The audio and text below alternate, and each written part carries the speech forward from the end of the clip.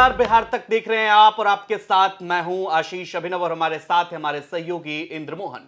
सियासी उठापटक के बीच अब चुनावी मोड में पूरा देश आ चुका है और बिहार लगातार चुनावी मोड में है ही, क्योंकि लोकसभा चुनाव के ठीक बाद विधानसभा चुनाव होने हैं। लेकिन इस लोकसभा चुनाव और विधानसभा चुनाव में सबसे दिलचस्प जो कुछ कैंडिडेट निकल कर आ रहे हैं वो भोजपुरी इंडस्ट्री से जुड़े हुए हैं। क्या पवन सिंह चुनाव लड़ेंगे, क्या खेसारी लाल यादव चुनाव लड़ेंगे, इसको लेकर तमाम तरह के सवाल उठते रहे हैं और अक्सर बयानों के जरिए वो एक तरह से संदेश देना चाहते रहे हैं। पवन सिंह की बात करते हैं सबसे पहले इंद्रमोहन सर। चुनाव लड़ने पर सबसे ज्यादा अगर कहीं चर्चा होती है तो पवन सिंह को लेकर चर्चा होती है कि आरा से चुनाव लड़ेंगे।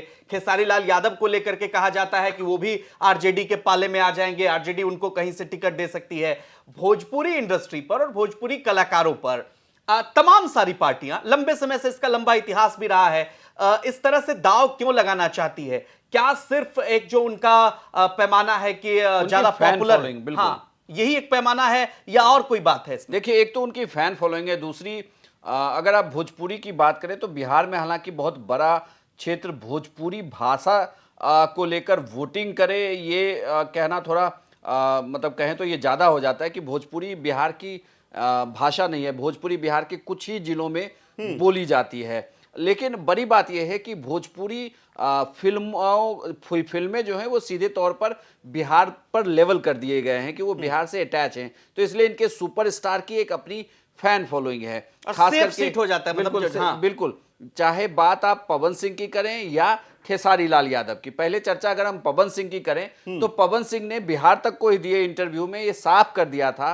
कि चाहे उन्हें कोई पार्टी टिकट दे या ना दे, वो फिर भी चुनाव जरूर लड़ेंगे और वो सीट उनकी आरा की सीट हो सकती है। दरअसल इसके पीछे उन्होंने तर्क ये दिया था कि उनकी मां चाहती है कि वो सांसद बने और ऐसे में अगर वो सांसद बनते हैं तो सांसद बनने के लिए उनको एक सीट से लोकसभा चुनाव लड़ना पड़ेगा और लोकसभा चुनाव लड़ने के लिए ये भी कहा जा रहा है कि वो आरा की सीट इसलिए क्योंकि आरा उनका घर है। अब खेसारी लाल यादव की, हाँ, अब बात खेसारी लाल यादव की। दरअसल खेसारी की चर्चा इसलिए हो रही है, एक तो खेसारी लाल यादव, यादव टाइटल जो है वो आरजेडी के साथ ऑटोमेटिक लोग अटैच कर देते हैं। हालांकि खेसारी ने कभी भी राजनीति में आने को लेकर इस तरीके के दावे नहीं किए, लेकिन खेसारी का एक वीडियो वायरल हो रहा था जिस वीडियो में वो तेजस्वी की तारीफ कर रहे थे और उनकी कुछ फोटो भी वायरल हुई, जिसके बाद चर्चा ये हुई कि क्या 3 मार्च की रैली में खेसारी यादव पटना के गांधी मैदान आने वाले हैं, कि क्या गांधी मैदान में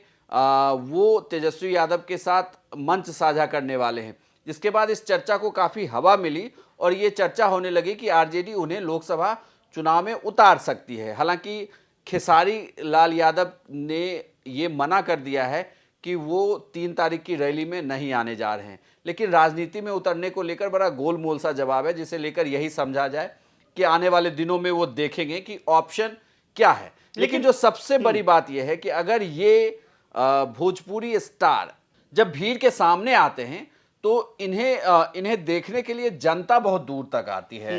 एक कहें तो उस भीड़ को बांध के रखने की क्षमता इनके अंदर होती है और उसका हर पार्टी जो है वो इस्तेमाल करती है। चुनाव में, अलग अलग चुनाव में पार्टियां इन एक्टर्स का इस्तेमाल करती रही है। ऐसे में इन एक्टरों को भी लगने लगा कि अगर ये आप दूसरे के लिए इस्तेमाल हो रहे हैं तो आप खुद के लिए भी तो वोट मांग सकते हैं। इसीलिए धीरे धीरे ये एक्टर एक सही मुकाम पर आने के बाद राजनीति में कदम रख रहे हैं और सफल भी हो रहे हैं। मतलब उनका एक जो अंतिम रास्ता होता है, मतलब यहां से वो सफलता के बाद उस तरफ जाना चाहते हैं। एक किरदार जो हम भूल रहे हैं और मुझे लगता है उस पक्ष पर भी बात करना चाहिए। पवन सिंह की बात हमने कर ली कि आरा से चुनाव लड़ेंगे। अगर पवन सिंह लड़ते हैं तो उनके समकक्ष के जो मतलब कलाकार हैं खेसारी लाल यादव, उनके बारे में भी कहा जाता है, जैसा कि आपने बताया, आरजेडी से वो चुनाव लड़ सकते हैं। मतलब इस तरह की संभावना जताई जाती रही है।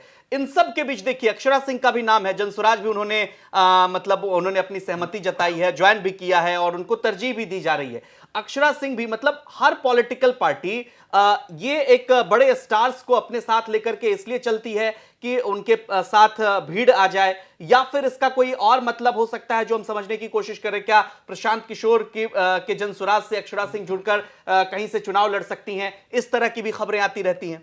देखिए, बड़ा मकसद तो इनको लेकर भीड़ जमा करना ही होता है, क्योंकि जब ये एक्टर राजनीति में आते हैं तो कहें जैसे आप सपोज करिए कि किसी बड़े नेता का कार्यक्रम होना है, उस कार्यक्रम से हिट पहले बनाने के भीड़ लिए। आई हुई है और उस भीड़ को रोक के आपको रखना है, तो उसके लिए इन एक्टर का होना बहुत जरूरी है।